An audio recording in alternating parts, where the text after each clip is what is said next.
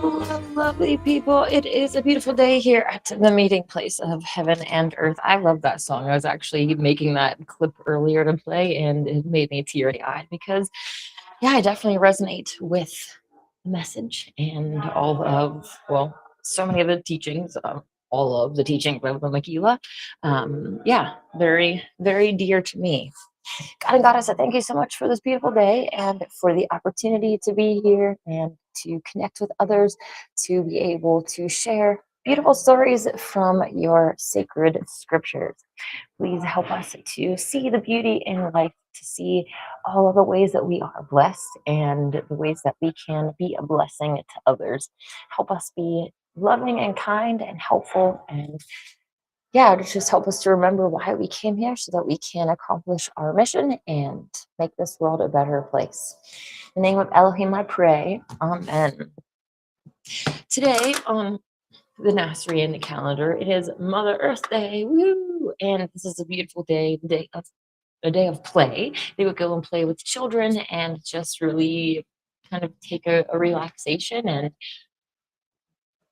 enjoy all of the beauty of Earth. This is the day before Sabbath. So anyways, the prayer is, our God and Goddess, immanent and transcendent, send to all your angel of peace. To the kingdom of the earthly mother, send your angel of joy. I love that, the idea of just, sitting even for a few minutes and beaming this joyful, loving energy out into the world, especially to contrast all of the negative energy that is constantly all around us. And even, the ones that try to get into our own minds and try to keep us down, the negative thoughts, the bad habits, all these different things that ultimately, oh no, sorry about that. I'm not sure my screen is trying to go off. I kind of saw that happening. Cool. I'm going to leave that for now, and I guess I hope that my settings are okay. Today, we're going to jump into the book of Noah, and I'm actually just going to read the whole thing from the beginning to the end. It is from the Holy Megillah, the Nasarean Bible of the Essene Way. It's translated by Day of Greenleaf and available at essene.org. This lovely book is, like I said, available at essene.org website. However, the final edition of this beautiful book is going to be coming out within the next year. So if you are not wanting to pay for the book right now, there's also a free PDF that you can check out, and it should be linked in my description there. There's a chirp.com/Megillah lovers or something that I set up that has a link to the Essene website, and also has a link to the free PDF that you can access. Once the entire Megillah is published, we're not going to be punished, because we're going to be able to have the full PDF copy of the entire Megillah on that website for free. You can download it and have it. I'm super excited about that. As you may know, I am helping with some of the proofreading, editing / preparation, getting the Megillah ready for print. And yeah, my responsibilities have kind of gone up even more too, because now I'm going to get to help go through and find any spelling errors and other stuff like that. So I'm super excited. If you know me, I'm a little bit of, secretarial nerd type, stuff. So I'm really excited about being able to help proofread and perfect this lovely Bible that I call my own, just in the same way that Christians call their Bible my Bible. This is my Bible. I am what it says I am. I have what it says I have. I can do what it says I can do. That's a little bit of this quote that Joel Osteen would say before their messages, and I never really connected with that until I found this amazing Bible and all of the beautiful truths in it that really do reveal who we are and that divine spark of Yah within all of us. It's so beautiful. Hey Dave, how's it going? Dave says, no way, Noah, I'm excited. Yes, I'm excited to finally get to complete the next scroll in our reading. So without further ado, I just wanted to intro, because again, this is the book of Noah. So who is Noah? In the context of the Holy Megillah, Noah is actually Isaac, who is the son of Abraham and Sarah. And let's just play this clip to see how this beautiful soul was conceived. Lo, Luciferian skyships dropped gourds of poisoned water and poisoned fire over the area of the garden. For Satan had ordered Lucifer to prevent the planting of the tree of life on this world. But before the gourds of poisoned water and fire landed on the garden, Abraham and Sarah protected the holy seed, for they had been warned in a vision that this attack would occur. Yea, Abraham and Sarah put the holy seed between their bodies and entwined themselves round it. Then they each shed a tear of compassion for all the souls of this world who would be deceived by the Luciferians. Behold, their tears did water the holy seed, and it germinated as they buried their feet in the soil in the center of the garden. Lo, in a flash of light, the tree of life was fully grown. Its 7 roots were firmly rooted in the center of the garden. Its 7 branches reached up into the heavens. Behold, Abraham and Sarah were within the tree, and through the center of the tree, they passed into the center of the sun, which is the temple of light. For lo, the center of the tree is the center of the all, and all centers are connected thereat. But Abraham and Sarah were not alone. For when they entwined in the garden and wept the tears of compassion that watered the seed of the tree of life, behold, one of Abraham's tears entered the womb of Sarah, and she was now pregnant with child. I love that. Love that so much. So now that we know kind of a little bit of who Noah actually is in that context, let us jump right in and make sure that I'm not muted. Cool. Sweet. The Book of Noah. Hey artists, how's it going? We are getting ready to start the Book of Noah. Chapter 1, The Defilement of the Earth by the Seraphim. Behold, many generations had passed since the rising of the holy mount in the center of the garden of El-Cush, or of Eden, to become the center of El-Cush. Yea, and many generations had passed since the ascension of the great Nasarean patriarchs and matriarchs. Lo, for many generations the Nasareans were in dispersion, being persecuted without mercy by the Canaanites. For though Cain had long since perished in battle, his armies still ravaged the world. Yea, not only the Canaanites, but many nations of degenerated mankind waged war on the Nasareans until the holy ones were nearly extinct. Then, out of sight due to their small numbers, the remaining Nazareans were mostly forgotten, while the large nations waged war upon one another. Yea, much time passed. Lo, the wars became increasingly cruel and wicked, as Lucifer, with his seraphim generals, taught the people the black arts of warfare. Yea, they taught the art of making deadlier weapons, and provided the means to do so. And they made giant and ferocious soldiers by mating seraphim with the daughters of man. And these soldiers were birthed in glass tubes like Cain, for no human womb could birth such big babies.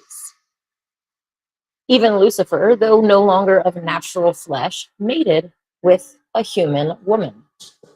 For in the time when he was still of flesh, which was long before he came to our world, he preserved his seed for this purpose, that he might seed many worlds. And the seraphim, some a mix of flesh and metal, some entirely artificial, did likewise at his command. Lucifer mated with Lilith, a daughter of Cain who enjoyed drinking human blood. She was loathsome and wicked. Her son by Lucifer was named Sargon. And Sargon was evil incarnate. And with his mate, Lilith, Lucifer claimed the title Elohim. So now he was the false claimant of two holy names, Yahweh and Elohim. And some might say Lucifer as well. Yea, he was a false god, and his queen was no goddess. And he loved her not, but respected her evil, and used her and other women to create bloodlines by which he would rule this world. Yea, he mated with other women of many races. His seed would encompass the planet. But Lilith was his first and favorite wife, and he let her kill the others after they bore him children. Lo, the children of Lucifer were many, and from his line came many of the great tyrants that scourged the earth. Yea, and from this line will come many future tyrants, even unto the last days. And in various lands, Lucifer was known by various names. For behold, the people of various lands now spoke various languages. And many of the peoples had created gods and goddesses in their own image and likeness. Yea, from their own imaginations, they created deities and holy books. And so Lucifer adopted the names of the deities in each land and took over their temples and slew their priests and installed his own priests in their place. Then, keeping some of the outward observances of each religion in place, he altered enough to ensure the corruption of the people to his ways. For behold, all that was needed in a religion to keep the people under his influence was to make animal and human sacrifice the central focus. All else would follow. Sargon, sorry about that. Cool. Sargon was the chief general of Lucifer's human armies. And Sargon was under the command of Semikaza, the general of Lucifer's seraphim soldiers.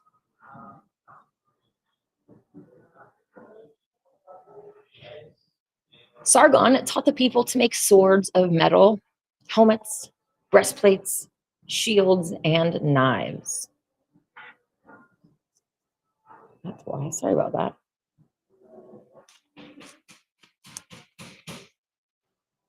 There we go. Sargon. Cool. He taught the people to make swords of metal, helmets, breastplates, shields, and knives. And Shemikaza taught cruel strategies and the making of poisons and instruments of torture. Artekif, the next in rank of the seraphim to Shemikaza, taught the mining and melting of metals. Ramtel, the next in rank of the seraphim to Artekif, taught the art of deforestation for lumber. And he taught how to slash and burn entire forests to make clearings for the raising of meat herds.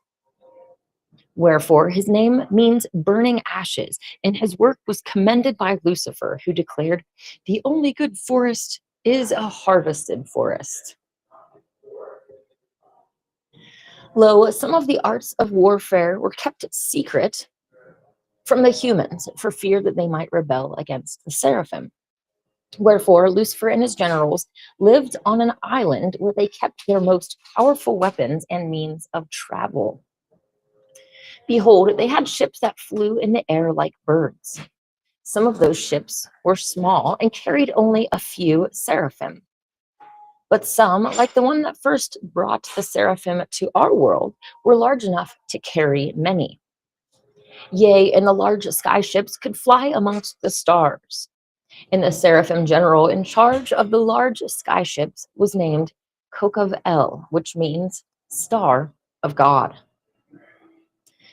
And the name of this island was Italia. And from Italia came many wonders and abominations. For the palace of the false Yahweh was a castle of black wizardry. Yea, evil smoke encircled overhead, foul and toxic to humans. Here they made small ships to fly in the sky. But behold, only the angels of Lucifer, who were the seraphim, were permitted the knowledge to fly them. And the general of the small flying ships was named Ra-el, which means thunder of God. And here is where they made their staffs of fire, like the one that killed Abdiel. And the general for making of the staffs was named Barak-el, which means lightning of God.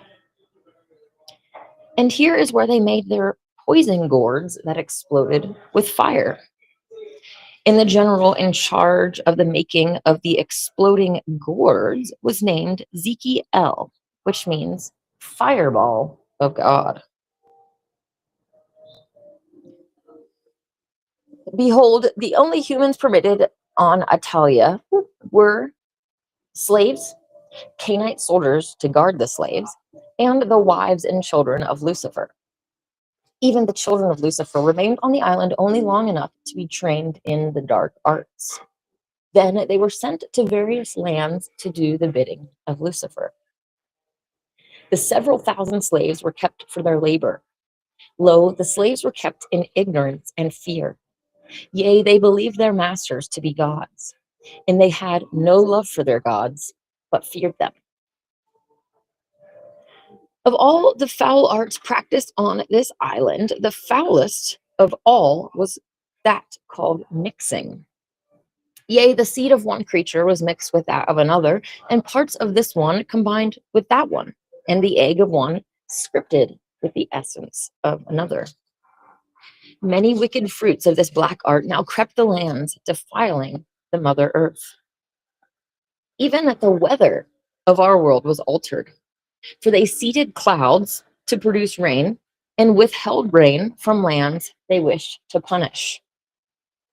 And the general in charge of the manipulation of the weather was named Mater El, which means rain of God.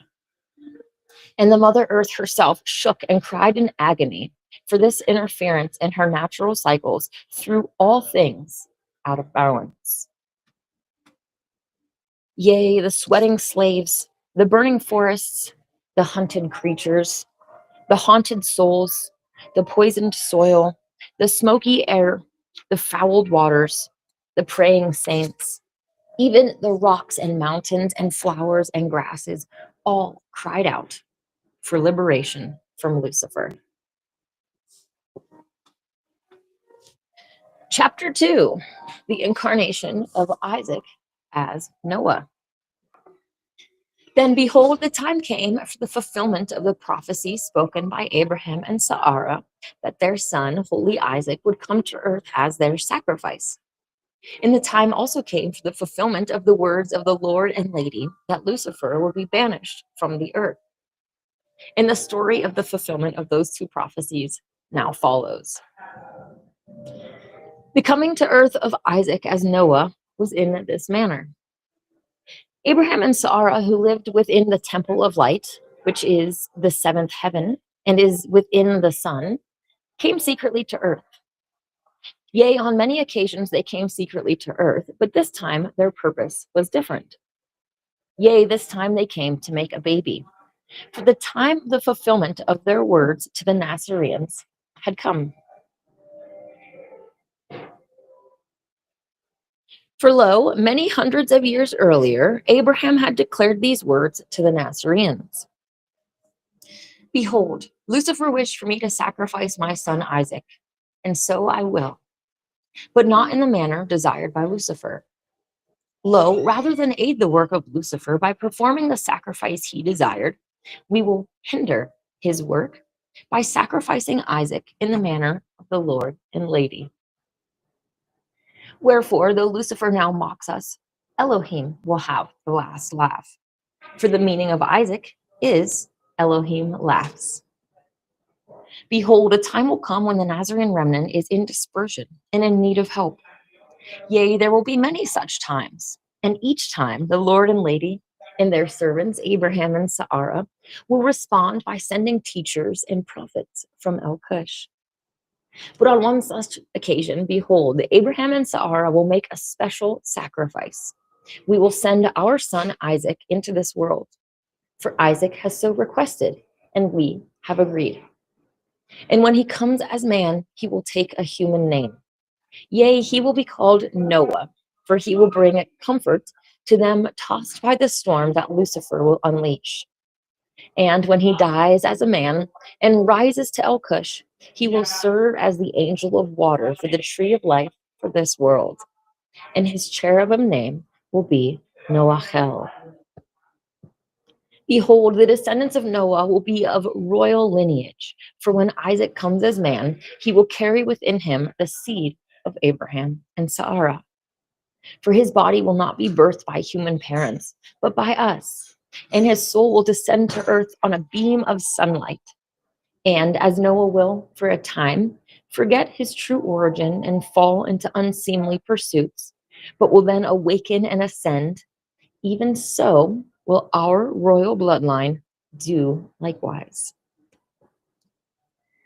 Yea, those are the words spoken hundreds of years earlier by Abraham to the Nasareans. That video is also on my channel as well when we read the book of Genesis chapter 20.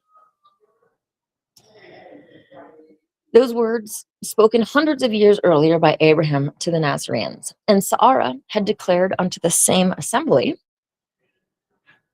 behold, the atmosphere will grow so heavy in this world that they who come from above to take human incarnation will likely forget who they are and why they came. Only if they regain their memory of their identity and purpose will they be able to accomplish their missions. Lo, some will come here and not awaken before death. Yea, some will be trapped in this world, and some will tumble down the golden ladder to lower worlds. For without memory of their identity or purpose, they may fall into lower activities that cause the contraction of consciousness. And the more they fall, the less likely they will awaken. Wherefore, it is a great risk to leave a higher world for a lower world. Yea, we call that the great sacrifice, and that will be the sacrifice of Isaac. Thus spoke Abraham and Sarah hundreds of years earlier to the Nazareans. And now, behold, the time of the fulfillment of that prophecy was at hand. And so Abraham and Sarah came secretly to earth and conceived a baby, for the soul of Isaac would need to incarnate in human flesh. And at the moment of conception, riding on a sunbeam, the soul of Isaac left the sun, and the sunbeam became the rainbow bridge and took him to earth. And the soul of Isaac entered the humble body of a human embryo. Sorry about that.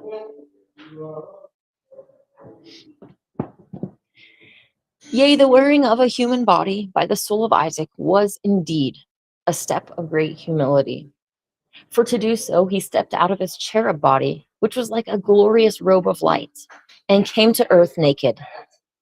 Yea, having shed his glorious robe of light, his naked soul put on the humble robe of human flesh.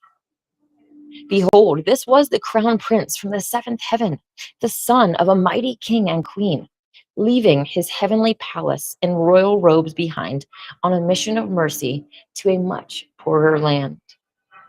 And then, having arrived naked in that land, the prince put on the rags of human flesh.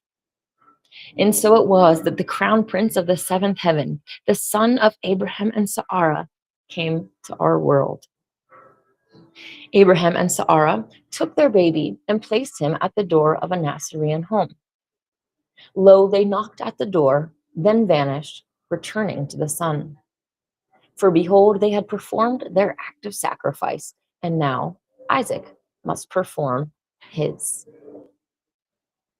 The woman who answered the door was crying, for lo, her baby and husband had that morning been slain. Not for being Nazarean were they slain, for Nazareans were near extinct and mostly forgotten, but to serve as meat. For great evil had spread throughout the land, and some had embraced cannibalism. For the false Yahweh, who ruled from his palace on the island of Italia, had long demanded human sacrifice and now also encouraged cannibalism. Yea, he told his priests, "By this shall all men know that you are my disciples, that you eat human flesh and drink human blood. For this is the bread and wine of my covenant. Do this in remembrance of me." And so cannibalism had begun to spread throughout the land. For having first eaten animal flesh, it was not so hard to eat human flesh. Wherefore the woman who answered the door and found baby Isaac was crying. For though she was a Nazarean and vegetarian, cannibals had slain and eaten her husband and baby. Finding Isaac on her doorstep, the woman was comforted. She said, "I will name you Noah, for you bring me comfort." The woman, whose name was Nechemah, raised Noah as her son. Having lost her husband, she took Noah and went to live in the home of her father, Isaiah. And that leads us up to chapter 3. Hello to everybody in the live chat. Just wanted to say hi really quick before we continue. Chapter 3. Isaiah, a grandfather and teacher of Noah. Let me just make sure that my other phone's plugged in. This phone decides to go kaput. We have a backup. Cool. Chapter 3, Isaiah, grandfather and a teacher of Noah. Behold, Isaiah was the Yair of the Nasareans, the high priest, right? Due to severe persecution for many centuries, the Nasarean religion of the Essene Way was reduced to a tiny remnant. For many generations, the rules of the Yairs had been to preserve the teachings for the future and to train the faithful few. Meetings were secret and were held in the homes of the brethren and sistren. Traveling teachers visited isolated Nazareans, and the way was preserved. But little evangelism took place, for to preach the way in public was a death sentence. Having been out of the public eye so long, the Nazareans were mostly forgotten by the world. Even Lucifer thought them extinct. Lo, old Isaiah taught Noah the Essene way of the Nazareans. Never before had Isaiah met such an eager and apt student. Yea, by the time Noah was a young man, his level of attainment within the Nasarean church surpassed all the elders except old Isaiah. For behold, the soul of young Noah was an old soul, having reigned as crown prince in the seventh heaven. But think not that Noah remembered his former life as Isaac or his mission to earth from the sun. For lo, he did not remember. For the great sacrifice of them who leave a higher world for a lower world is, as Sarah declared, a great risk. For the atmosphere of a lower world is such that memory of one's origin and purpose is lost at the time of incarnation. And the temptations and dangers in such a world are great, and no soul in such a world is free of the risk of the great fall.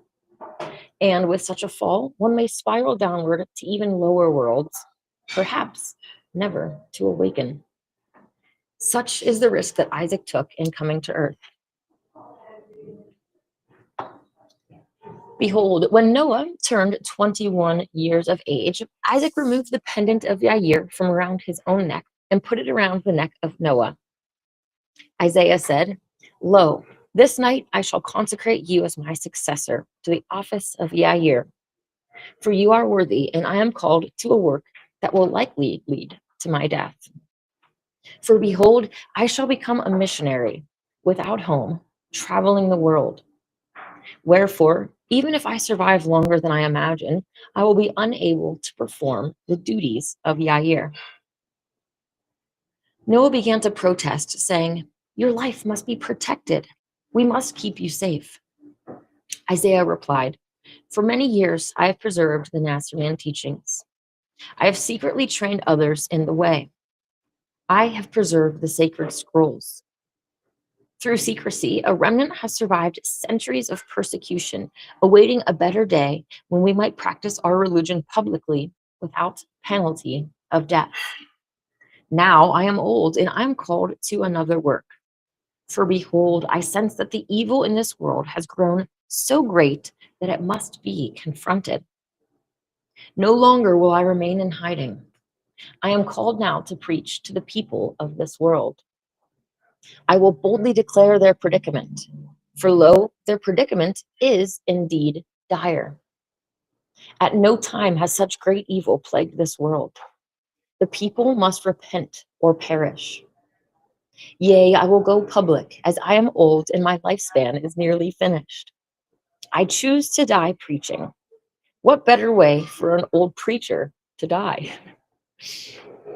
Isaiah chuckled, then sang a song that he composed. For every good thing there is a season. Yea, there is a proper time for everything under the sun. A time to be born and a time to die. A time to follow and a time to lead. A time to learn and a time to teach. A time to eat and a time to feed. A time to plant and a time to harvest. A time to search and a time to find. A time to laugh and a time to cry. A time to build and a time to tear down. A time to march and a time to dance. A time to conceal and a time to reveal. A time to be silent and a time to speak. A time to wage war and a time to make peace. A time to retreat and a time to act. A time for caution and a time to be bold. A time for guarding and a time for freeing. Yea, and oftentimes, indeed, most times, some of each is needed. A bit of this, a bit of that. One season, a bit more of this, a bit less of that. Another season, more of that, less of this. And the next season, less of that, more of this. And while one man is called to this, another may be called to that. And when timely for one woman to do this, it may be right for another woman to do that. And each should master both. And the wisdom is in when and where, yea, and who and why. And each must follow their cart. Lo, done with his song, Isaiah said, always we Nazareans do some of each. Some do this, some do that. But all in all, we maintain the balance. I have been in retreat, and that was wisdom. Now I waged war, and that war is wisdom for me this season. You, Noah, will not wage this war this season, for your time is not at hand. But your time will come, and when it comes, you will know, and there will be no doubt. Then behold, Isaiah hugged his grandson, holding him to his heart. Noah wept, but offered no more protest to the words of holy Isaiah. For lo, Noah knew that there is a time to speak and a time to listen. And he knew that there is a time to assert and a time to receive. Yea, in humility and gratitude, Noah remained silent in the embrace of Isaiah. Then, when he sensed the proper season, he spoke but 4 words. I love you, grandfather. Ooh. Yea, Isaiah sensed that his lifespan was near complete, and he also sensed that the people of the world should receive a warning that their misdeeds had brought them to the brink of disaster. For indeed, he sensed that disaster was at hand. Yea, he had a deep sense of foreboding. He felt the earth itself groaning in pain, even anger. He felt the fear of the animals as strange, man-made creatures ran through the jungle. He had seen the warrior giants from Italia, the result of the mixing of human seed with seraphim. And he knew that this was an abomination against nature of such a scale that nature herself would rebel. Lo, Isaiah himself was of nature, and he would rebel in her name. Yea, and in the name of Jaja and Elohim. He saw apocalypse written in the sand, He saw apocalypse written on his own face. Yea, he would wage war, but as is the Nasarean way, his war would be nonviolent. He knew within himself that his role would be to warn the people of their own part in this coming Holocaust and to call them to repentance.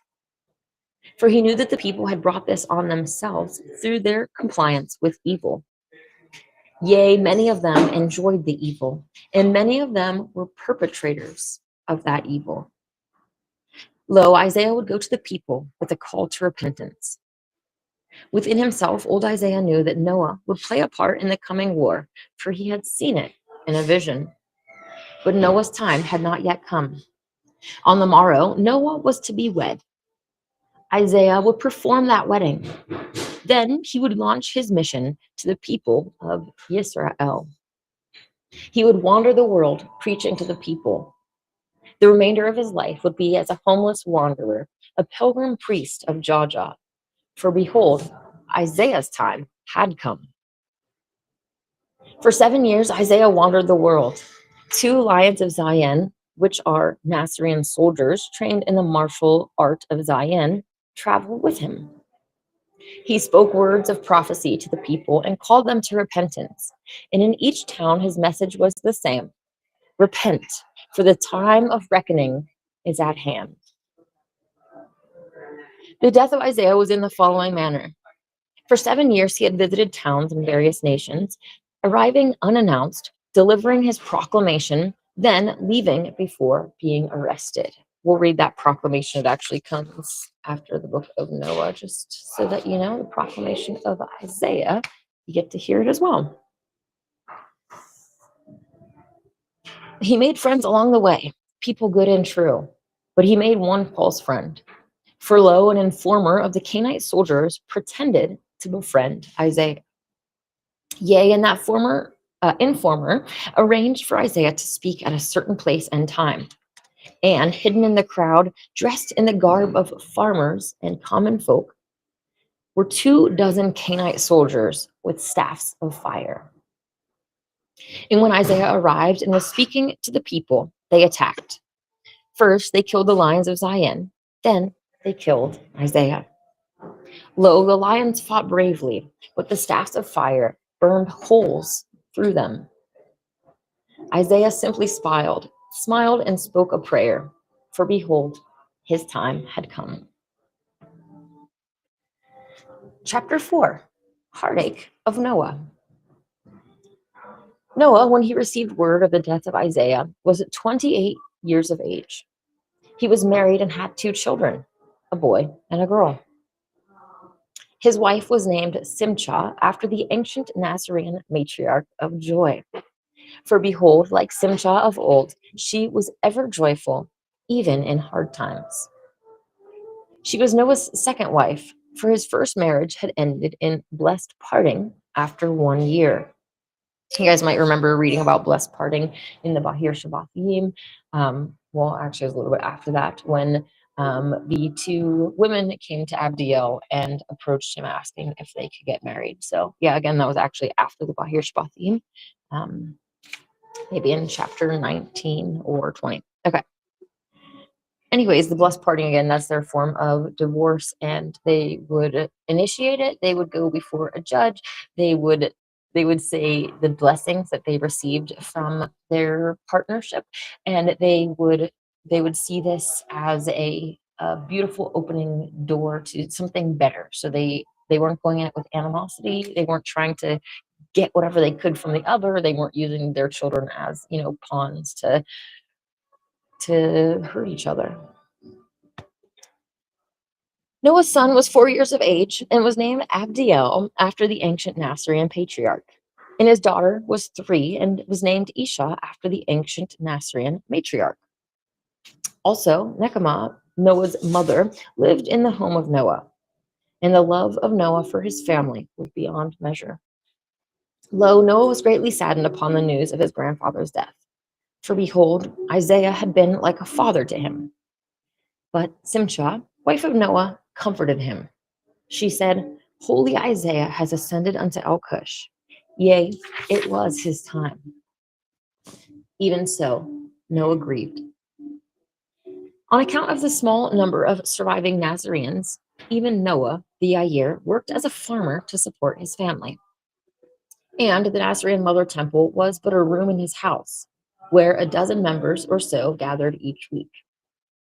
For to gather in greater numbers would attract the attention of the Canaanite soldiers. And in other regions of this land and other lands, small numbers of Nazarenes still survived and gathered each week in houses for congregational worship.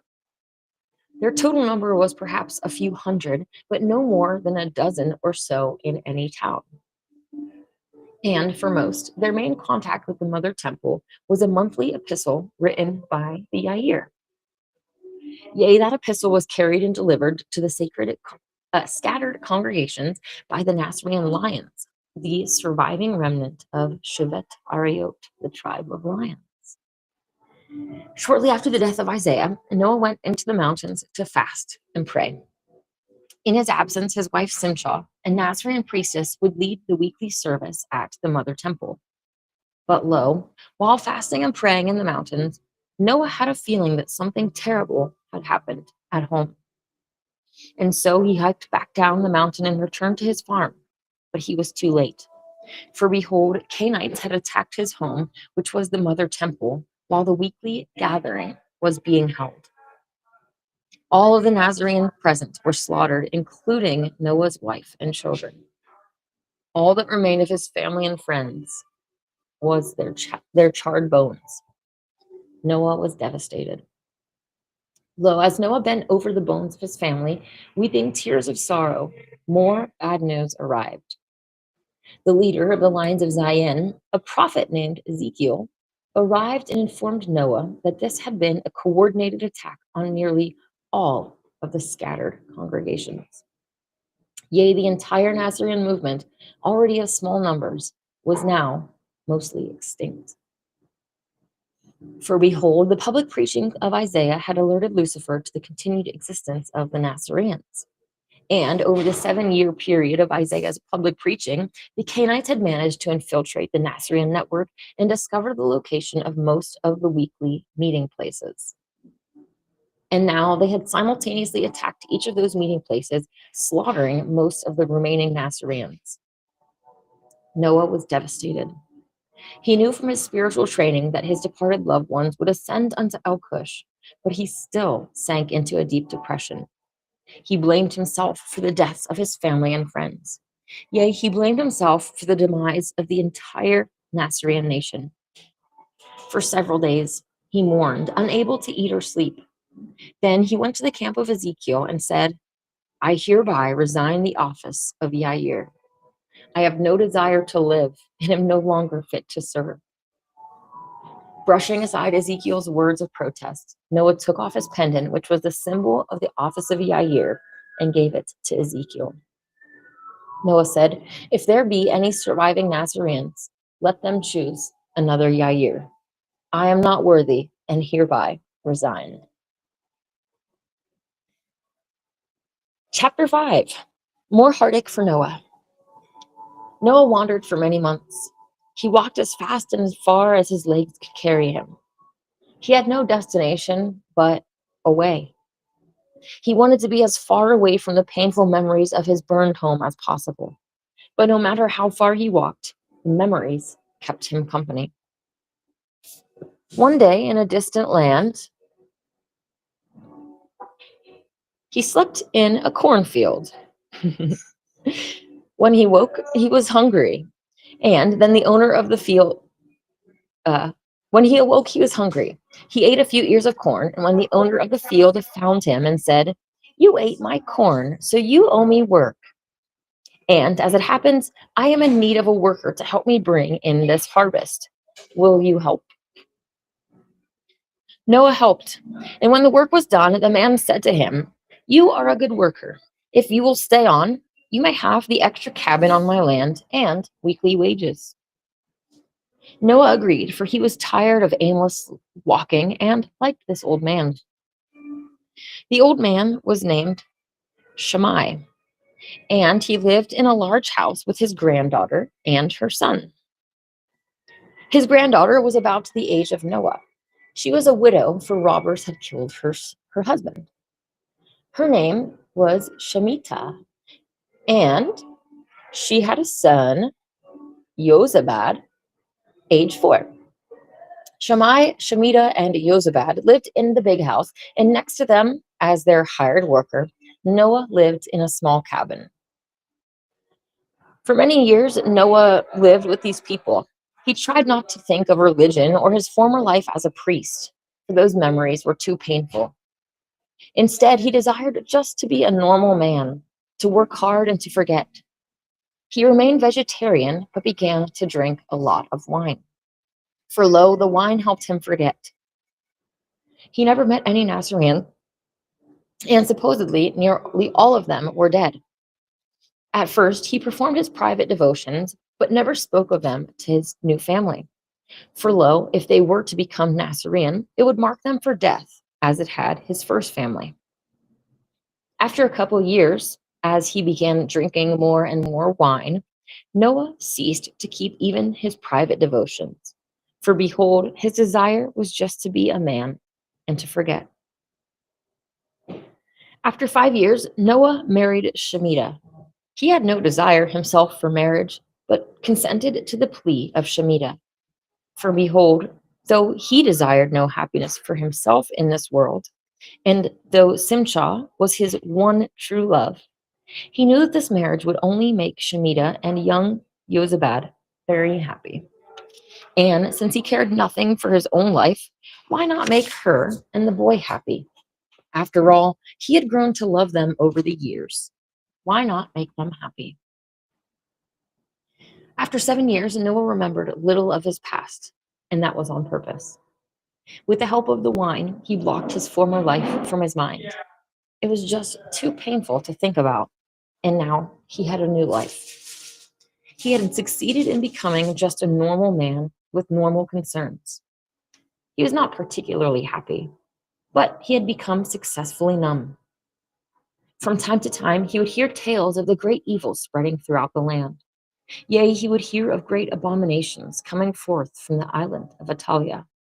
Sometimes he would even see such things with his own eyes, and he would hear of unthinkable atrocities attributed to the Canaanites and other cannibals.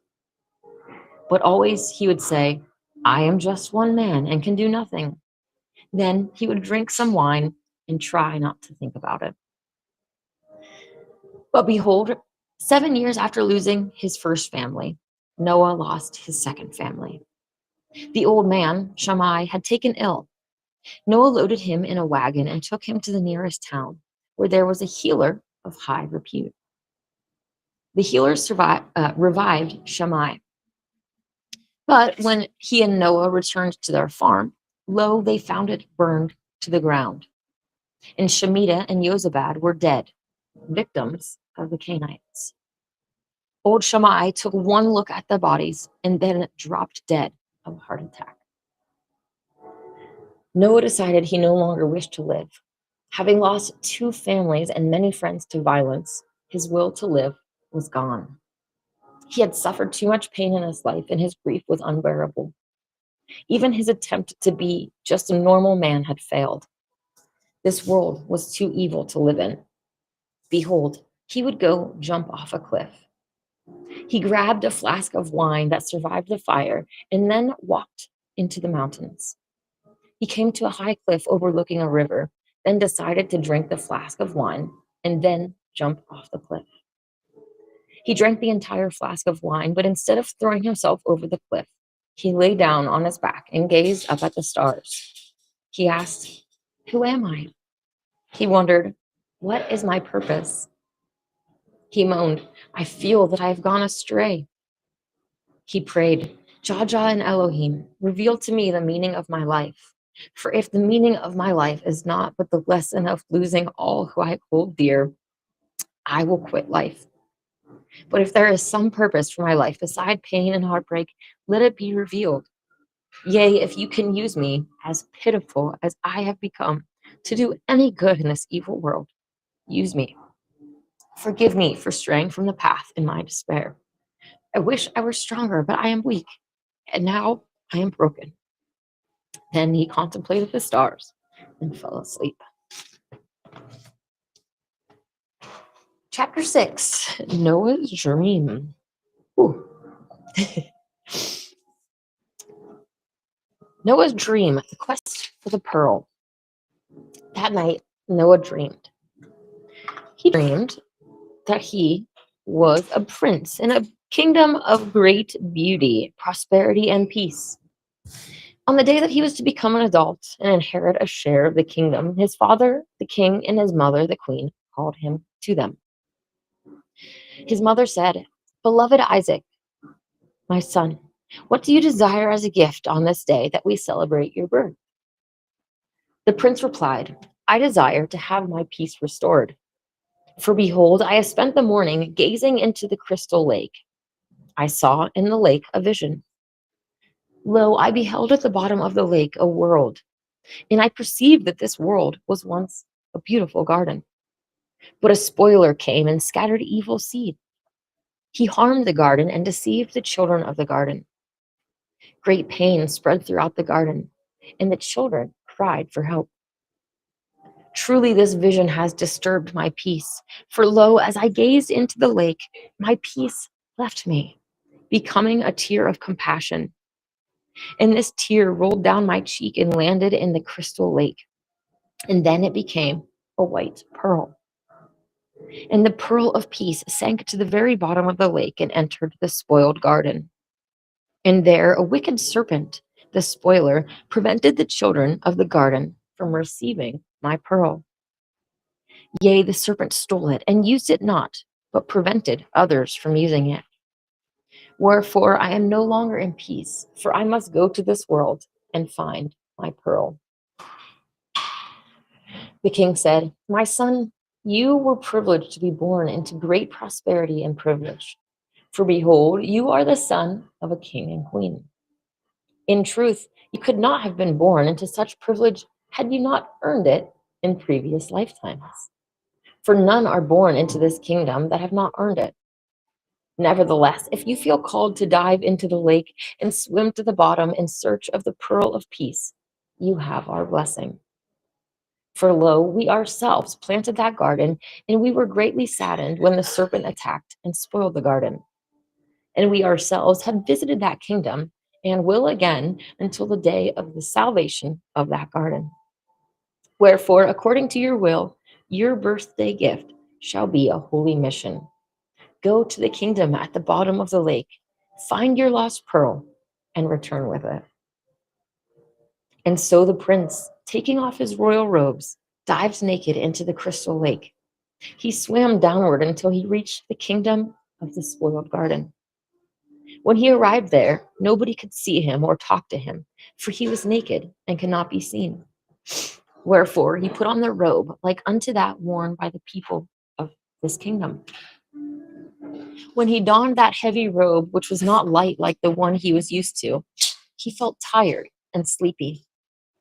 Lo, the air of this kingdom made him feel drunk and dizzy, and the food made him forgetful. Soon he had forgotten who he was and why he had come to this kingdom of the spoiled garden. When he spoke, the people understood him not. Lo, they knew from his accent that he was a foreigner, and they mocked him. Wherefore he learned to speak the language of these people, that he might be understood.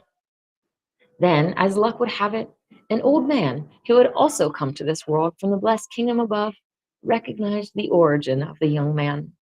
Happy to find a kinsman in this spoiled garden, the old man tutored the boy. The boy learned much and was on the verge of remembering his origin when the serpent killed the old man. The young man was the best of the men in the spoiled garden. He knew more, he loved more, he helped more. But he was still a man of the spoiled garden.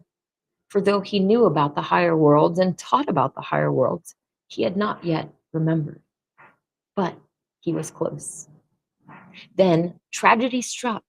The wife and children of the young man were killed in a terrible fire set by the serpent. Rather than stay and fight the flames that threatened to engulf the entire world, the young man sank into despair and fled. The young man was heartbroken and sank into deep depression. He forgot about remembering and lost himself in worldly pursuits. After some years, he remarried. Then again, tragedy struck. Again, his family was killed in a fire.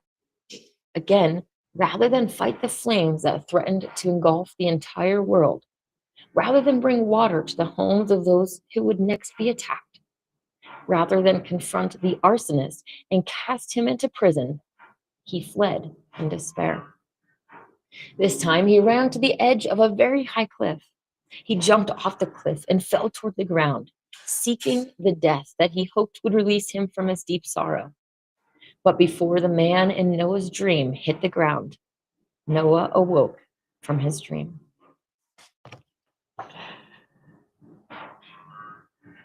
I love that. And like Dave says here in the comments, if you can use me as pitiful as I am, geez, that hits hard. Absolutely. I definitely relate that with Noah, and yeah, brought me to teary-eyed, to relate with this. So I love it. Chapter 7, the awakening of Noah. Yea, still lying on his back by the edge of the cliff, where he had fallen asleep from a dream, Noah awoke to a golden sunrise. Yea, Noah awoke to the sound of a dove singing in his ear.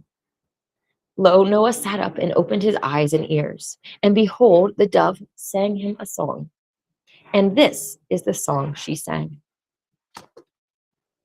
This is called Hymn of the Robe of Glory. In the house of Jah, the mother Ovum, are countless world chains, each of 7 heavens. The 7th heaven of each world chain is a hidden chamber within a blazing star. Above this world of earth is a star called the sun. Its hidden chamber is a spiritual core. Not of fire, not of heat, but of celestial light is the spiritual core within the body of the sun. Behold, a celestial realm of love and delight beyond comprehension of mortal mind. Bet Ha Shefa, the house of influx, crown of this world chain, the 7th heaven, home of the holy cherubim, those of Shekel Molfa, servants of Jah and Elohim, wearing robes of light. From heaven most high, abode of Jah and Jala, into the 7th heaven flows the river of light, the Nahara. Jah's river of light enters the 7th heaven and the crowns of all therein. Oops.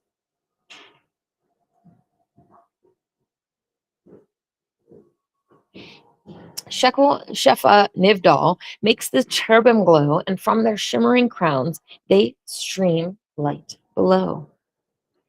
Into the crown of each creature and each world below from the 7th heaven, the Nahara does flow. Behold, the 7th heaven and the cherubim within, ruled by Abraham and Sarah, placed there by Elohim. Abraham and Sarah, cherubim king and queen, gave birth to a baby. Isaac was his name. Abraham and Sarah, crown Prince Isaac by their side, visited the world called Earth, over which they preside. Disguised as humans they were, and treated poorly indeed, of angelical help they saw, this world was in need. A garden of Eden this world once was, first home of first heaven, bed of Adam and Eve's love. But Lucifer attacked, and first heaven was raised. Now Elohim and cherubim this world work to save. Prince Isaac was moved by compassion to say, Mother, Father, please send me to this poor world someday. Then to the Nasareans assembled, Abraham and Sarah prophesied, a promise they made of a great sacrifice. A sacrifice profound of their firstborn son, crown Prince Isaac, to this world would come. A day in the future where darkness reigns, a day of despair when hope seems vain. The Nasarean remnant battered, nearly extinct, Luciferian experiments bring mankind to the brink. The great sacrifice of Isaac is made. His cherubim body aside has been laid. Yea, in seventh heaven the robe of light lain, a robe immortal, without spot, without stain. Yea, the glorious robe of immortal light, the robe of royal the robe of the royal cherubim prince, exchange for a robe mortal and dense. Oh, I think I skipped a line there. Sorry. The glorious robe of immortal light, the royal garment of cherubim delight, the robe of the royal cherubim prince, exchange for a robe mortal and dense. On a beam of sunlight to the world called earth, the crown prince came to take human birth. Abraham and Sarah, an earth body prepared for the soul of Isaac, whose sacrifice they shared. For they gave earth their firstborn son, who in forgetfulness the immortal way may shun, who in this world dense from the fall risks his mortal life due to compassion's call. At risk of forgetting who he is, why he came, at risk of falling into hell worlds of flame. For having stepped into earthly mortal birth, a being may tumble to worlds lower than earth. And in those hell worlds, the chances are slim that one will awaken to rise again. Wherefore, whenever one like the crown prince leaves a heavenly realm to serve in world's dents, they are carefully watched, them we do not forsake. Messages are sent that say, sleeper, awake. The song of the dove entered the ears of Noah and moved through his body, reminding him, and then touched his spirit. Yea, he remembered. Yea, the sleeper awoke. Behold, Noah remembered his home in the seventh heaven. He remembered his blessed life as Prince Isaac. He remembered his purpose in the coming to this world and the risk of the great sacrifice. And he knew the identity of the dove. My lady, Jannah, he said, then climbed to his feet and bowed. Chapter 8. Noah prepares his army. The dove spoke. The time has come, O Noah, to wage war in the name of the Lord and Lady. Yea, this age comes to an end, and a new age begins. Lucifer will be banished from this world by the Lord and Lady, but you must raise an army to fight his minions. Without killing, you must fight. Yea, my Yair, call your army. For lo, you have more friends than you suspect, and the time has come. Noah replied, my lady, I will do as you ask, but you called me Yair, and I am no longer that. For I resigned and gave the pendant to Ezekiel. Then the dove said, Ezekiel, come forth. Then from behind a tree came forth Ezekiel. He carried in his hand the pendant of the Yair. The dove vanished, and Ezekiel spoke. Behold, after you wore the pendant, I gave it to another who was worthy but very old. Yesterday she passed from this life. Then the dove appeared and led me to this spot. Lo, she told me that the new Yair would be found here. And so he has been found, for behold, he has found himself.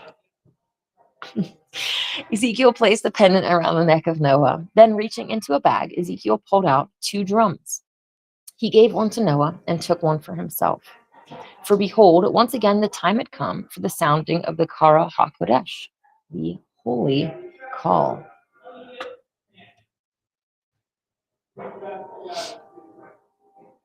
Yea, like Abdiel so long ago, Noah sat and drummed. And with this drumming, which was like a heartbeat, Noah and Ezekiel sent forth a call. And those with ears to hear heeded the call. The first to come was a woman named Shimrith. Her name means guardianess, and she was the leader of the Zeroah Nistar, the hidden arm of the Nasareans. She told Noah and Ezekiel, the hidden arm is stronger than you suspect. I will counsel with you. The next to come was a surprise to Noah.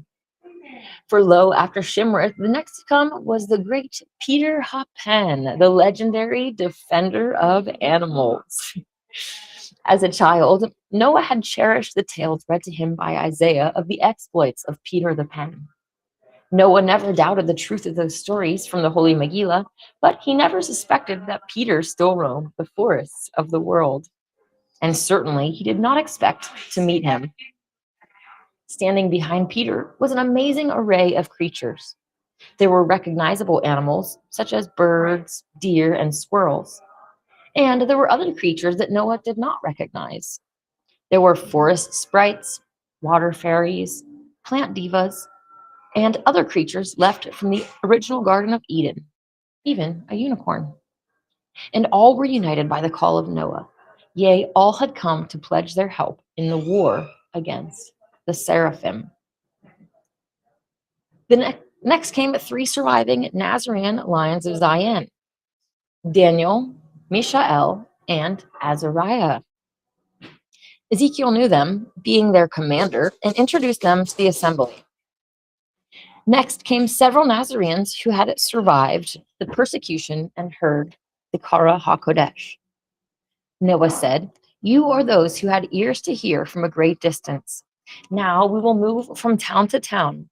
Yea, we will drum in the forest outside of each town. We will gather many more this way. Then we will launch our war." Behold, as Noah had declared, many more joined their army, and many encampments were made in the forests of the lands. And lo, these encampments were protected. For behold, the birds of Noah's army served as spies, warning the encampments when seraphim came near. And each encampment was small and mobile, therefore they could be quickly moved. And the birds also served as messengers between camps. And all the creatures of Noah's army served to the best of their ability. Yea, between them there were many diverse skills, and they were unlike any army ever before assembled. Lo, for 7 years Noah assembled Nasarean armies in many lands. Noah became known as Noah the Baptizer, for he baptized hundreds. Behold, many of those heeded the call of the drum had been prepared for this day by Isaiah. For lo, he had told the people that this day would come, and that they should heed the call of Noah and the drum. And so the public ministry of old Isaiah had not been without fruit. After baptism, the new recruits were trained in Zion in various arts of nonviolent warfare. After 7 years of preparation, Noah perceived that the time had come to launch the war. For behold, the rumblings of the earth had grown greater. Yea, earthquakes, storms, tornadoes, and giant waves. All were signs that the earth could no longer endure the atrocities of the seraphim and their servants. And so Noah fasted and prayed for 40 days and was shown many things by the Lord and Lady. Then he called his chiefs together for final counsel. He shared with them the message of the Lord and Lady. A plan was agreed upon. Then, lo, the war was launched. Chapter 9, Noah launches his war. Behold, the Lord and Lady had declared unto Noah that on the morning after the next full moon, they would banish Lucifer from this world. Lucifer and his seraphim would be made to leave this world in their sky ship, never to return. But the children they made in this world cannot be banished, for they are native to this world. Wherefore, though the Lord and Lady would deal with Lucifer and the seraphim, Noah and his army must deal with the children of Lucifer and the seraphim, which numbered in the thousands, and the armies commanded by Sargon. Lo, they must be disarmed and disbanded, and their slaves must be freed. Behold, the Lord and Lady warned Noah that the banishment of Lucifer from this world would not prevent his loose influence in this world. For lo, his physical banishment would not prevent his spiritual influence. Yea, those who choose to have inner contact with Lucifer and do his biddings cannot be prevented. But his physical banishment would limit his intervention in this world enough to preserve the choice. For lo, each being must be free to choose good or evil. And his physical banishment would be enough to preserve that choice. That chance is the preserve the chance. I'm sorry. That chance is the possibility that this fallen world might again be raised into the heavenly hierarchy of ascending worlds. But that outcome would be long in the making. For the war of Noah was truly but one battle in a much larger war, a war that will span the history of this world even into the last days. And though the seraphim would be banished, other species of demons would still roam the earth, some embodied, some disembodied. Yea, knowing all these things, Noah launched his war. He knew that the island of Italia would be submerged beneath mighty waters, for he had seen that in a vision. Wherefore he knew that the slaves and animals on the island must be saved. And so, before launching the war, he sent Nazarean lions to the island, posing as slaves to prepare the slaves for their rescue. Yea, Daniel, Mishael, and Azariah, Nazarean lions of Zion, let themselves be captured by seraphim slavers. And their story is as follows.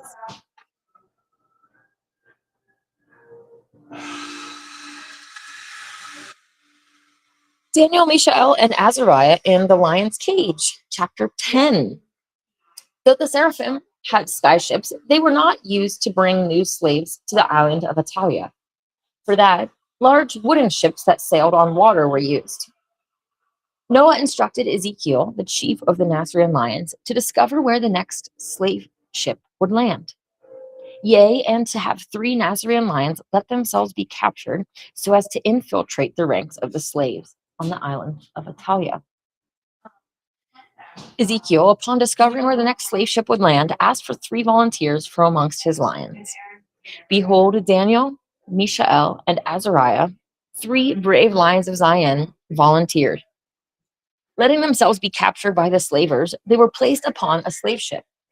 But lo, they discovered that they were to be taken not to Italia, but to another land to work in mines.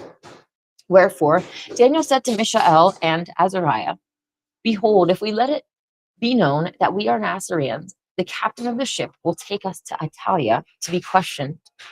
For Lucifer will reward him for bringing such a prize. Yea, and will punish him if he does not. For lo, Lucifer gloats over every captured Nazarean. And so when the slavers brought the slaves their daily meal, which was a piece of raw meat, the 3 lions made a show of refusing the meat. Yea, they declared in loud voice, We are Nazareans. We do not eat flesh. And when the captain of the ship was told, he declared, We must take them to Italia, for such is the will of the Lord God. When they arrived in Italia, the Nazarean lions were sickened by what they saw. For behold, this island was full of evil doings. The air was foul from dark fumes that burned their eyes. Much of the forest was cut down to make room for huge herds of animals for meat. Terrified slaves toiled at unseemly work.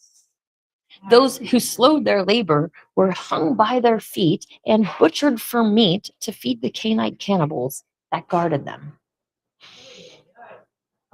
And the Canaanites were under watchful eyes of seraphim soldiers, for no humans, not even Canaanites, were fully trusted. Wherefore, the numbers of human soldiers on the island were kept to a minimum for fear of a rebellion. And that is also why Lucifer made them into cannibals. For behold, this tightened his control over their weakened minds. The 3 Nazarean lions, Daniel, Mishael, and Azariah, were taken to the castle of mixing called Babel, which was of great evil. Oh, there's a picture of people being hung by their feet. They were taken to this castle of mixing called Babel. The note here says that Babel means gate of the gods and confusion, which was of great evil. At this palace, the essence of one creature was mixed with that of another, and loathsome monsters were made. Also, at this place, important prisoners were questioned and tortured, which is why the Nazareans were brought there. As they were marched through the castle, they saw all kinds of evil sorcery and wickedness. Yea, and they saw many cages filled with animals, and some filled with humans. Vile experiments were conducted on some, and others were used for religious sacrifices. The Nazarenes were placed in a cage between two other cages. In the cage to their right was a lion, and this lion was not of the human Nazarean lion kind, but was of animal of the jungle. And in the cage to their left were birds awaiting experimentation. To Daniel's surprise, he knew one of the birds, a colorful talking parrot that often rode on the shoulder of Pen. The bird looked at them knowingly, but said nothing. Lo, though Daniel knew it not, the Nazarean lions were not the first to infiltrate the island of Atalia. For behold, the birds of Pen's army had already come. Yea, they had served as spies, bringing messages to Pen, Noah, and Shimrith. And these birds had spread word amongst the animals on the island of the coming battle for their liberation. Yea, and had enlisted many to their cause. For Noah had seen in a vision a part to be played by these animals, and had sent word by the birds. For 7 days, the Nasarean lions refused the meat they were offered, preferring hunger to flesh. Then came Lucifer to gloat over his hungry prisoners. Lucifer had no idea that a major rebellion was in the making. Neither had he any knowledge that he was about to be banished from this world. But he wanted to obtain information from these Nazareans on the whereabouts of Nazarene encampments. Yea, and he wanted to know the total number of Nazareans that yet survived. For with this information, he could hurry their extermination. Behold, Lucifer questioned the Nazareans, but received no information. Instead, when he asked them questions, they responded by quoting passages of Nazarean scripture. When the 3 Nazarean lions refused to give Lucifer their names, he said, I will give you new names, as I do all my slaves. To Daniel, he gave the name Shadrach, which means servant of Aku. For Aku was the seraphim in charge of training slaves. Lucifer mocked Daniel, saying, Aku will teach you good manners. To Mishael, he gave the name Meshach, which means I am weak. For lo, this was Lucifer's way of mocking Mishael.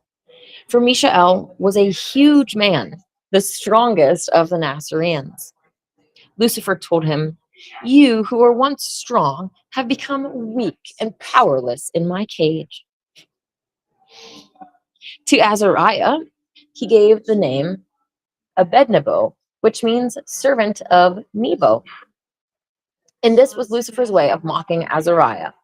For since caged in this castle, Azariah had been very vocal in refusing the daily meat. Whereas Daniel and Mishael silently refused to eat the meat, Azariah had delivered a discourse to the guards on the evils of eating meat. My dude. Nebo was the seraphim in charge of animal sacrifice in the temple on Atalia. Lucifer mocked Azariah, saying, you will become the servant of Nebo. Yea, you will learn the joy of animal sacrifice. Then Lucifer ordered that the 3 Nazareans be beaten, that they might answer his questions. After they were beaten and still did not answer his questions, he ordered that they be tortured with staffs of fire. After they were tortured and still did not answer his questions, Lucifer became enraged. He shouted, do you see that lion in the cage next to you? We have kept it hungry, not feeding it for days. If you will not answer my question, you will be thrown into the lion's den. When the 3 Nazarean lions still refused to answer his question, Lucifer screamed, give them to the lion. The 3 Nazarean lions were put into the cage of the hungry lion. When the lion did not immediately begin to kill and eat them, Lucifer told the guards, send word to me when the lion begins to eat them. Then he stormed out of the room. But the lion did not eat them, for behold, the talking parrot, who often rode the shoulder of Pen, had spoken to the lion. Yea, the lion knew that these Nazareans were enemies of his captors, and that they had come to free the animals of Atalia. The parrot began to talk to the guard, saying, Do you have a wife? I would make a great gift for your wife. Save me from these experiments and take me as a gift for your wife. The guard considered this, then said, a talking bird would be a good gift for my wife. I will take you home tonight. That night, when the guard took the parrot from the cage and carried him outside the castle, the parrot escaped. The next day, seeing that the lion had not eaten the Nazareans, Lucifer said, let's see if a few weeks of slave labor will loosen their tongues. And so it was that Daniel, Mishael, and Azariah were taken to the field where the slaves slept. For lo, the slaves did not have homes, but slept in a field surrounded by a fence. Behold, the Nazarean lions had succeeded in their mission, for they were now amongst the slaves and began to spread word of the coming liberation. Yea, and by birds they sent messages to Noah and received messages from Noah. A plan was made to rescue the animals and slaves from Italia, for the island would be submerged beneath mighty waters. Chapter 11, Noah's Ark. On the day before the banishment of Lucifer from this world, Noah, Ezekiel, and Pen led an army of Nasarean lions and animals in the capture of 7 slave ships. Shimrith, the woman who led the Zoroaster, the hidden arm of the Nazareans, provided information on the arrival of 7 slave ships on 7 shores. Noah hid armies of animals and Nasarean soldiers trained in Zion in the forest near each of the 7 shores. Large elephants charged the ships, and other animals created havoc, while Nazareans tackled and disarmed the slavers. Lo, Nasarean lions had trained for 7 years in the use of the wooden staff to disarm those with weapons, and that training bore fruit. Yea, the slavers were disarmed, and the Nazareans took over the ships. A crew was selected for each of the 7 ships, and aboard each ship were other crews that would take over other slave ships at Italia. For behold, the plan was to sail to Italia in these 7 ships, then capture more ships in the port of Italia, and use all the ships to rescue the slaves and animals of Italia. Yea, the slaves and animals would be loaded on the ships, and then the ships would depart the island before it was submerged beneath the waters, as Noah had seen in a vision. Behold, Noah was the captain of the lead ship, and when he chose his crew, he selected not only humans, but also animals. For Noah declared, the animals have helped us capture these ships, and they will help us take the island. Lo, Noah selected one of each kind of animal, that each species would be part of the battle. Yea, Noah said, each species has suffered at the hands of the seraphim, and each will have a hand in their overthrow. And Noah selected an equal number of males and females for his crew, saying, likewise, both the male and female have suffered at the hands of Lucifer, and each shall have a hand in his overthrow. Wherefore did Noah's ark have a most unusual crew. Chapter 12, the banishment of Lucifer from this world. The 7 ships departed for Italia, so as to arrive at dawn. Behold, just as they arrived at the port, the Lord and Lady appeared in the sky above Italia. Yea, and their voices filled the sky as they declared, children of earth, the time of the banishment of the false god Lucifer has come. Then, behold, all of the seraphim were transported from their beds, or wherever they stood, and were instantly within their sky ships. And this was not their doing, but the doing of the Lord and Lady. And then the sky ships were hurled into space far from earth. And again, this was not the doing of the seraphim, but the doing of the Lord and Lady. Yea, Lucifer and his seraphim were banished from this world, and it happened in the blink of an eye. And lo, this happened not just at Italia, but all over the world. Yea, wherever there were seraphim on this world, they were cast away into space. Behold, the laws of intervention limits this kind of intercession by the Lord and Lady.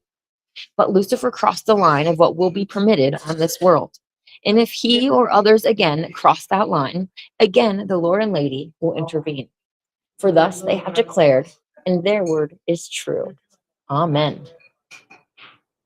When the seraphim suddenly vanished, the Canaanite soldiers were thrown into disarray. Then, as the Nasarean ships arrived in the port, the animals on the island of Italia began their part in the war. Yea, the animals charged the fences that kept the human slaves captive and trampled the fences underfoot. With cries of freedom, the slaves charged the port. According to the plan of Noah that had been sent to Daniel, Mishael, and Azariah by birds, some of the slaves came aboard the 7 Nasarean ships. The other slaves and the animals of Italia boarded the other slave ships in the port. A few of the Canaanite soldiers surrendered and were permitted on the ships, but most ran into the night. When all the animals and slaves were safely aboard, the ships departed. For behold, already a great storm had begun, and Noah knew that this storm would ravage the island of Italia. Yea, for the mother earth would wash herself clean of the seraphim filth. Lo, Noah led his fleet to safety. Soon after they landed on the mainland, they felt great rumblings beneath their feet. Behold, the earthquake they felt was centered on the island of Italia. Yea, the island was submerged beneath the sea, and the castle of mixing was destroyed. Though the influence of Lucifer remained in this world, for his children remained, and he has many willing servants, the departure of the seraphim prevented this world from becoming entirely his. Lo, it is now a contested world, and the intervention of Satan will be equally met by the intervention of the Lord and Lady. Wherefore, each soul will be free to choose good or evil, for that is the will of Jah and Elohim. Under the guidance of Noah, the world enjoyed a time of relative peace. Some nations still warred, but the constant warfare and mayhem of the past was lessened, and cannibalism was mostly ended. Things were not perfect, but much better than before. The Nasarean religion, for the remainder of the life of Noah, could be practiced openly without arrest. He married Shimrith, big surprise, and they had a son named Shimshon. When Shimshon was 20 years of age, Noah left his body, for his work on earth was done. Chapter 13, the ascension of Noah with the pearl. Behold, on the night that Noah passed from this world, he took off his earthly robe of flesh and ascended to the temple of light within the sun. There, the prince of the cherubim was greeted by his father, King Abraham, and his mother, Queen Sarah. They gave to him his robe of light, the cherubim body he had left behind long ago. Abraham asked him, Isaac, did you find your lost pearl? Prince Isaac replied, Yes, father, I found the pearl of peace. When I remembered myself and performed my mission of mercy, then I found the pearl. Yea, I found it within myself. Abraham and Sarah smiled. After a time of refreshment in the temple of light, Isaac went to El-Cush to serve as the angel of water of the tree of life for our world. And though he will serve in that capacity until the end of this world, he will enjoy visits with Abraham and Sarah. For lo, all of the cherubim are free to visit their loved ones in other heavens, and their loved ones may visit them. For such is the will of the Lord and Lady. And that, my dear, darling friends, is the end of the book of Noah. It leads us up to the proclamation of Isaiah, which is going to be cool to read, to hear what he was going around and actually preaching to the people before the War of Noah kicked off. Very, very interesting stuff, which we will get into tomorrow. Hello to everybody in the live chat. Most of the things that are going on said in here kind of have to do with what I was reading. So I'm not going to take too much time to go through each one of them. Thanks so much. Artist says great pictures with the text. Thank you. I appreciate that. Dave mentioned Abraham's tears got Sarah pregnant. Wow. And so cool that Noah even came from those tears, right? And then he's like the angel of water, and all of the different ways that, I mean, even him sailing these ships and the island sinking, like water is so him, right? Especially in this context. It's really, really cool. Artist says, I enjoy your reading text. Like I said before, great reading voice you have. Oh, thank you. I appreciate that. And thanks for the compliments on the background. This is not my space. I hope to have my own space that I can record in. That'll be private, done sometime soon. Um, my problem actually is my internet at my house because I'm surrounded by trees. And so once I get that figured out, I will be there instead of in public where there's so many distractions and other noises. But I appreciate you all joining me and tuning in for the story of Noah. Hopefully you got something from that. I really love uh, kind of what Dave had pointed out here, the part where Noah is like at his wits' end and he's like, Jaja Elohim, I have strayed so far from the path. If you can use me as pitiful as I am to even bring one little bit of good to this world, please do. And yeah, I feel like a lot of us can kind of relate to that and feeling like, we've strayed from the path, that we might have trouble like knowing our own worth and remembering the path that we came here for. But I would just encourage you and let you know that you are important, no matter how far you have strayed from the path. God and Goddess do have a plan, and that plan includes your best interest, your best self coming out, and the best outcome that could be, whether we can understand it or not in times of mourning and trouble. I mean, look at Noah, right? He lost his family multiple times, and I'm sure he was like, man, I'm done with this. Even at the end, right? He's crying out saying, or before he, when he goes to jump off the cliff, he's like, if life is just suffering, then please end this, because you know, that this is not what I want. So yeah, but it's really cool that there was a great plan for him. He cried out to God and Goddess, and the lamb and dove revealed themselves, revealed to him his purpose, and helped him. Really awesome story. I love how different that is from the mainstream version. I really love how Peter Hoppen literally brings the animals, like helps bring the animals to Noah. That's so cool. I can just imagine like being a kid and hearing these stories, and then you actually get to meet this awesome, defender of animals. How stinking cool that would be. Artist says, with those wars going on in the ancient times, I can understand why all these pre-Maya, pre-Egyptian constructions are so damaged. Exactly. Yeah, it's crazy too. I wanted to pull up this verse here, that like we hear part of this in the mainstream Bible, right? By this woman shall know that you are my disciples. In the mainstream Bible, it says, if you have love for one another. This one is very different. It's like, they'll know you're my disciples if you eat human flesh and drink human blood. It's kind of, I mean, the same concept as, unfortunately, mainstream Christianity with communion and consuming the blood and flesh of Christ. We'll get into, obviously, in the Holy Megillah, when they do their communion at the end days. That communion was like the bread of life, being the Megillah, the word of God and Goddess. And the blood in that context is actually the blood of all the saints, all of the Christ family members that have ever been persecuted on any world in any time for any reason, all these different things.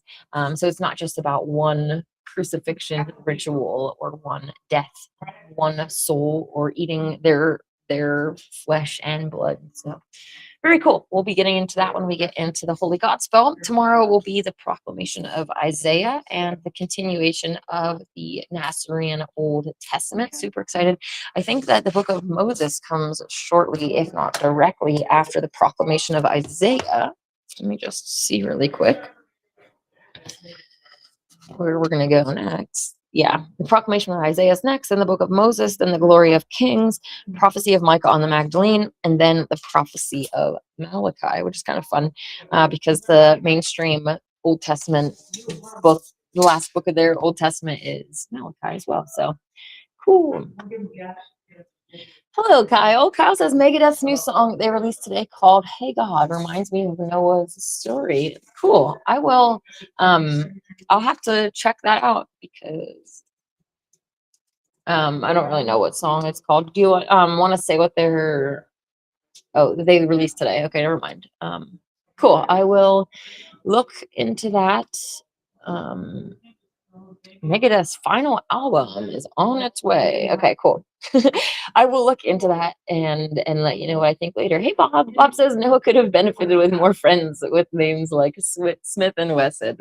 Well, as funny as that joke is, the Nasareans would not be allowed to use a gun, which obviously I have guns myself and need to um, align myself more with the Nasarean way. We talked before a little bit about the tribe of lions in the Zion chapter, and they were allowed to, they had three weapons. The first weapon is their discourse, their philosophy. You talk your way out of it. The second one is your body, you know, using your own physical self to deflect and whatever. And the third weapon is a staff, and that staff is not allowed to have a sharp end. It's not allowed to have any metal on it at all. You're only allowed to use it to disarm those that have weapons. And yeah, Zion is all about this, just trying to get out of the situation and defend and protect in the least harmful way as possible. Of course, we hear stories where great masters broke multiple people's arms and did all these like more violent things, but they left their legs working so that they could run away. It's not this, you know, come at me and let me hurt you type thing. It's like breaking your arm and it's like, okay, are you done yet? No, you're coming for more. Okay, then here's another energy swipe where I'm putting that back out. You're aggressing at me, and so I just simply move out of the way. You fall and get hurt.